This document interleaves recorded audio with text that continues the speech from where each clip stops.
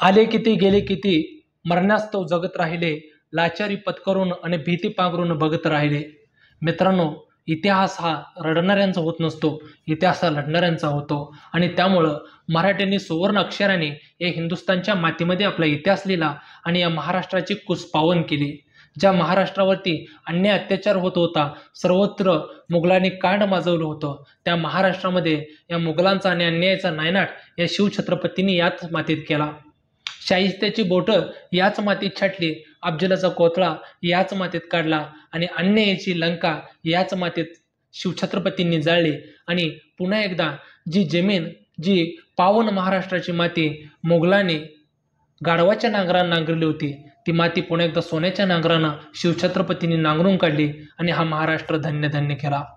तोच महाराष्ट्र, तीच मराठी माती, मराठी संस्कृती, मराठी माणूस, त्याच महाराष्ट्राचं वैभव कुठंतरी हरवल्यासारखं सद्यस्थितीला वाटतं. दिल्लीच्या रेसमध्ये महाराष्ट्र सर्वप्रथम असायचा. दिल्लीचे हे तख्त राखतो महाराष्ट्र माझा, असं म्हटलं तर अंग ऊर भरून यायचं. आपण सर्वजण म्हणायचो, वेडात मराठी वीर दौडले सात, सात वीर दौडले. आणि त्या वीरांनी ज्या पद्धतीनं महाराष्ट्र आणि देश काबीज केला, तो महाराष्ट्र आणि देशाचा इतिहास सर्वांसमोर आहे. परंतु त्या महाराष्ट्रामधील मराठी माणूस, मराठी संस्कृती सद्यस्थितीला बॅकफुटवरती जाते का?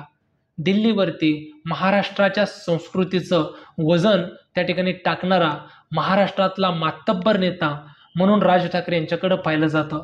अशा नेत्याला सद्यस्थितीला दुर्लक्ष करून महाराष्ट्राला कुठंतरी पिछाट सद्यस्थितीला होताना दिसते का, असे प्रश्न सद्यस्थितीला निर्माण होत आहेत.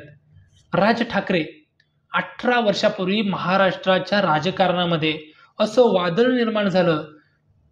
संध्याकाळी 7-8च्या वेळेस शिवतीर्थावरती सभा भरली आणि राज ठाकरे यांनी महाराष्ट्राला संबोधित करताना असं म्हटलं की माझ्या मागं बोलायला आज कोणी नाही, त्यामुळे मी स्वतः सांगून टाकतोय की राज ठाकरे आजच्या क्षणाला या महाराष्ट्राला अर्पण करत आहे. आणि महाराष्ट्राच्या राजकारणामध्ये एका वेगळ्या त्या ठिकाणी अस्तित्वाची, एका वेगळ्या युगाची सुरुवात झाली.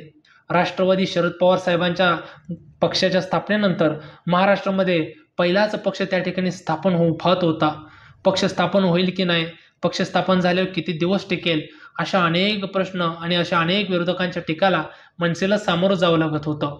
परंतु राज ठाकरे यांनी त्याच्यातून मार्ग काढत काढत सलग 18 वर्ष झालं पक्ष टिकवून दाखवला, पक्ष वाढवून दाखवला, पक्ष आमदार असताना पक्ष टिकवून दाखवला.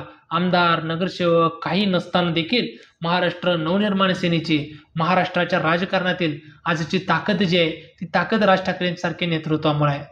खरं तर राज ठाकरे यांचं नेतृत्व, राज ठाकरे यांचं मराठीविषयीचं, महाराष्ट्राविषयीची जी कळव आहे, जे प्रेम आहे, ते प्रेमाला कुठंतरी मराठी माणूस दुर्लक्ष करतोय का? महाराष्ट्रामध्ये कुठेही मुंबई, पुणे, नाशिक या शहरामध्ये ग्रामीण भागातील तरुण येतो, त्यावेळेस त्याच्या पोटाला रोजगार मिळत नाही, त्यावेळेस महाराष्ट्र नवनिर्माण सेना त्या ठिकाणी आग्रही असताना दिसते. मुंबई, पुण्याच्या ठिकाणी गुजराती, मारवाडी, उत्तर प्रदेशचे लोक मराठी भाषेला जुमानत नसताना दिसतात. काही ठिकाणी मराठी लोकांना नोकरीसाठी प्रवेश नाही, मराठी लोकांना फ्लॅट मिळणार नाही, अशा पद्धतीचे त्या ठिकाणी बोर्ड लावलेले दिसतात. अगदी घाटकोपरमध्ये, गोरेगावमध्ये ज्या पद्धतीनं जे 4-5 वर्षामध्ये गेले होत आहे, तो प्रसंग अनेक वेळेस झालेला आहे. परंतु त्या ठिकाणी महाराष्ट्र नवनिर्माण सेनेनं कोणतीही मताची, कोणत्याही पदाची हाव न बाळगता त्या ठिकाणी फक्त आणि फक्त महाराष्ट्रासाठी, मराठी माणसासाठी त्या ठिकाणी आपापली पावलं टाकलेली ती विसरता कामा नये. खरं तर मराठी भाषेला अभिजात दर्जा मिळावा, शिवछत्रपतींच्या किल्ल्यांचं गड संवर्धन झालं पाहिजे, अशा एक ना अनेक मागण्या राज ठाकरेंनी पंतप्रधान नरेंद्र मोदी यांच्यासमोर शिवतीर्थावरील जाहीर सभेत बोलून दाखवल्या. कोणत्याही सत्तेचं किंवा कोणत्याही पदाचा लालच नव्हता. महाराष्ट्रासाठी आणि मराठीसाठी रोखठोक बोलणारा नेता म्हणून राज ठाकरे यांच्याकडं पाहिलं जातं.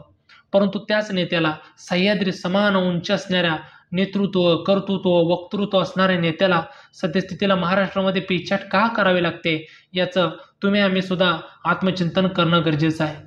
अगदी रामदास फुटाणे यांनी अत्यंत चांगल्या शब्दामध्ये म्हटलेलं आहे की महाराष्ट्रामध्ये मराठ्यांची एकी जर झाली असती तर महाराष्ट्र वेगळ्या लेवलवरती गेला असता. त्याविषयी त्यांनी म्हणताना असं म्हटलं की अशीच आमची असती की दिल्ली ही झुकली असती, पाहून कराड बारामती, पण घोड्यानं टाप टाकली, घोडा डळमळला, स्वप्नभंग पाहून शिवबांचं सह्याद्री पण तळमळला.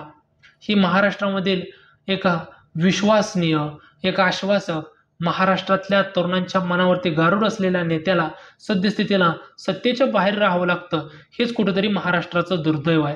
साऊथमधली राज्य जर का आपण घेतली तर स्वतःच्या भाषेसाठी लढणाऱ्यांना 5-10 वर्षामध्ये ज्या पद्धतीचं राजकीय यश मिळालं, त्या पद्धतीचं राजकीय यश राज ठाकरे यांना महाराष्ट्रानं का दिलं नाही, हे खरं तर महाराष्ट्राची खऱ्या अर्थानं त्या ठिकाणी तोट्याच आहे असं म्हटलं तर वावगं ठरणार नाही.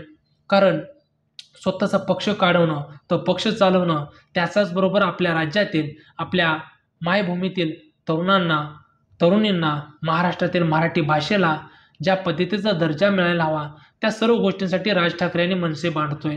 त्या मनसेला, त्या राज ठाकरे यांना ज्या पद्धतीनं 2014 आणि 2019ला पराभव स्वीकारावा लागला, खरं तर राज ठाकरे यांना पराभव झाला म्हणून राज ठाकरे यांच्या घरावरती कोणत्याही प्रकारचा धोंडा पडणार नाही. राज ठाकरे यांचे एक व्यावसायिक आहेत, एक कलाकार आहेत, एक उमद्या मनाचा माणूस आहे, चित्रपट दिग्दर्शक आहेत.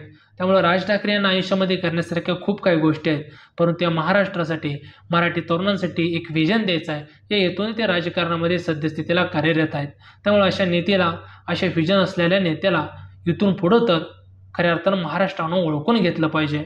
कारण भविष्यातील काळ हा आव्हानांचा आहे, भविष्यातील काळ हा संकटांचा आहे. सद्यस्थितीला देशभरामध्ये वेगवेगळी राज्य पुढं जात आहेत, त्या ठिकाणची लिडरशिप ही सद्यस्थितीला चेंज होताना दिसते. त्यामुळे महाराष्ट्राला सुद्धा विकासाच्या रेसमध्ये नंबर 1ला राहायचं असेल, जो काही यशवंतराव चव्हाणांपासून जो काही वसंतदादांपर्यंत आणि शिवछत्रपतींपासून ते शाहू फुले आंबेडकरांपर्यंत जो महाराष्ट्र आहे, तो महाराष्ट्र खऱ्या अर्थानं नंबर 1ला ठेवायचा असेल तर इथून पुढं हा सह्याद्रीसारखा विशाल नेता आपण पुन्हा एकदा महाराष्ट्राच्या सत्तेच्या सारेपाटावरती आणणं गरजेचं आहे. अन्यथा महाराष्ट्रामध्ये एका चांगल्या नेतृत्वाला महाराष्ट्र मुकेल आणि जो काही महाराष्ट्र पुढे जायचा आहे तो महाराष्ट्र इतका पुढे जाणार नाही. कारण सगळ्यांना संधी दिली, राज ठाकरे यांना सुद्धा संधी देणं गरजेचं आहे. कारण सतत बदलते पक्षाची सत्ता हेच खऱ्या अर्थाने विकासाला त्या ठिकाणी चांगल्या पद्धतीने विकास करू शकतं. त्यामुळं महाराष्ट्र नवनिर्माण सेनेचे नेते अध्यक्ष राज ठाकरे यांच्यासारख्या नेत्याला आजपर्यंत महाराष्ट्र समजू शकला नाही, येणाऱ्या काळामध्ये तर समजू शकेल असंच मला वाटतं. धन्यवाद.